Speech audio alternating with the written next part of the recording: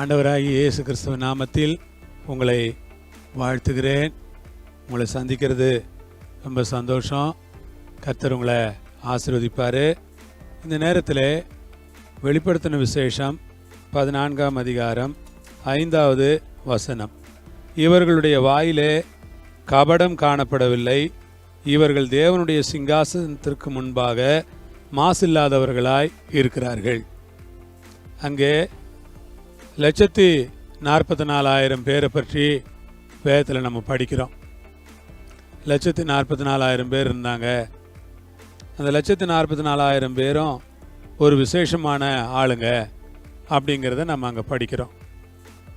அந்த 1,44,000 பேர் அப்படிங்கிறது இஸ்ரவேல் கோத்திரங்கள்லேருந்து வந்தவங்கன்னு அங்கே எழுதியிருக்கு. அதனுடைய கணக்குகளெல்லாம் ரொம்ப ஆழமான கணக்குகள். அந்த கணக்குகளுக்குள்ளெல்லாம் நம்ம போகிறது கஷ்டமாக இருக்கும். இவங்க சிங்காசனத்துக்கு முன்னால் நிற்கிறவங்க, புதுப்பாட்டு பாடுறவங்க, மீட்டு கொள்ளப்பட்ட மக்கள் இவங்க, ஸ்திரீகளால் கரைபடாதவங்க இவங்க, கற்புள்ளவங்க, ஆட்டுக்குட்டியானவர் எங்கே போனாலும் அவரை பின்பற்றுறவங்க. கர்த்தருக்கு ஸ்தோத்திரம்.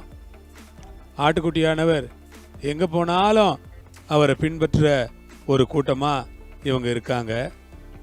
இவர்கள் மனுஷரிலிருந்து தேவனுக்காக, ஆட்டுக்குட்டியானவருக்காக முதற் பலனாக மீட்டு கொள்ளப்பட்டவங்க. மனுஷரிலிருந்து மீட்டு கொள்ளப்பட்டவங்கன்னா அப்போது மனுஷரிலிருந்து வேறுபட்டவங்கன்னு கூட நம்ம என்ன பண்ணலாம், எடுத்துக்கலாம். என்னை கேட்கிற அருமையான கர்த்தருடைய பிள்ளைகளுக்கு நான் சொல்கிறேன், இவங்க மனுஷர்லேருந்து மீட்டு கொள்ளப்பட்டவங்க மாத்திரம் இல்லை, மனுஷர்லேருந்து வேறுபட்டவங்களாகவும் இருக்கிறாங்க.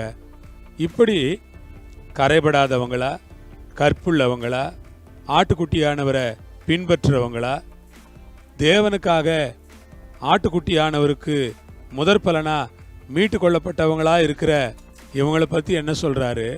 அவங்க வாயில் கபடம் காணப்படலை. ஆண்டவருக்கு ஸ்தோத்திரம். தேவனுடைய பிள்ளைகளே, நான் உங்களை இந்த நேரத்தில் உற்சாகப்படுத்துகிறேன். அவங்க வாயில் கபடம் இல்லாமல் இருந்துச்சா? இன்னைக்கு நம்ம எல்லாரும் கபடம் பேசுகிற ஆட்களை பார்க்குறோம். கபடம்னா முன்னால் ஒன்று, பின்னால் ஒன்று, வாயில் ஒன்று, உள்ளத்தில் ஒன்று.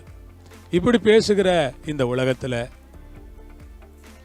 ஒருவரை கவிழ்க்க நினைக்கிற இந்த உலகத்தில், ஒருவரை முகஸ்துதி பேசி அவர்களை கவிழ்க்க நினைக்கிற இந்த பொல்லாத உலகத்தில், இந்த பயங்கரமான உலகத்தில் கர்த்தர் இங்கே எப்படி வச்சிருக்கிறாரு அப்படின்னு பார்த்தீங்கன்னா, கபடமில்லாத வாய் அங்கே இருக்குது. விசுவாசிகளாகிய நமக்கு முகஸ்துதி பேசுகிற வாய் இருக்கக்கூடாது, முன்னால் பின்னால் ஒன்று பேசுகிற வாய் இருக்கக்கூடாது, மற்றவங்களை ரொம்ப புகழ்கிற வாய் நமக்கு இருக்கக்கூடாது, மற்றவங்களை கபடமாக, அதாவது வாயில் ஒன்று மனசில் ஒன்று இருந்து பேசக்கூடாது. நம்ம அப்படி இராதபடிக்கு தேவன் நம்மை காப்பாராக. தேவனுடைய சிங்காசனத்திற்கு முன்பாக மாசில்லாதவர்கள். நாம் கர்த்தருடைய சிங்காசனத்துக்கு முன்னால் ஒரு மாசில்லா கூட்டத்தில் நாம் இருக்கணும்னு ஆசைப்படுங்க. மாசற்ற ஜனங்களாக வாழ தேவன் நம்ம கிருபை கொடுக்கணும்னு உங்களை தாழ்த்தி ஜெபம் பண்ணுங்க. ஆண்டவர் உதவி செய்வார். ஜெபிப்போமா. பிதாவே, இந்த வேலைக்காய் ஸ்தோத்திரம். இந்த நேரத்திலே நாங்கள் ஆண்டவரே உம்முடைய சமூகத்திலே கரைபடாதவர்களா, கற்புள்ளவர்களா, ஆட்டுக்குட்டியானவரை பின்பற்றுகிறவர்களா, தேவனுக்காக மீட்கப்பட்ட ஒரு ஜனமா, கபடம் இல்லாதவர்களா, கர்த்தருடைய சிங்காசனத்திற்கு முன்பாக மாசற்றவர்களாக இருக்க எங்களுக்கு உதவி செய்யும் என்று எங்களை தாழ்த்தி நாங்கள் ஜெபிக்கிறோம். எல்லாவற்றையும் உடைய கரத்திலே கொடுக்கிறோம்.